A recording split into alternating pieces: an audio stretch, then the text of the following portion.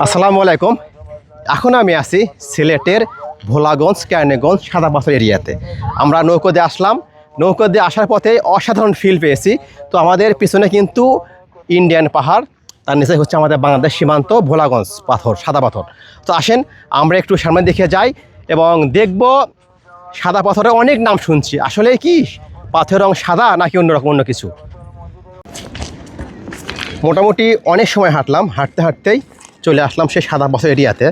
তো আমি একটু আগে বললাম যে এখানে কিন্তু অনেক রঙের পাথর আছে। নামটা যে কেন হলো শুধু সাদা পাথর, মনে হয় এখানে সাদা পাথরের সংখ্যাটা বেশি, এটা হতে পারে। তো এখানে এখন আমরা গোসল দেবো নদীতে। সাধারণত ঝর্নার পানি কিন্তু অনেক ঠান্ডা হয়, তো ফিল নিব এই ঝর্নার এই পানিগুলোতে। এখানে আমরা এখন গোসল দেবো।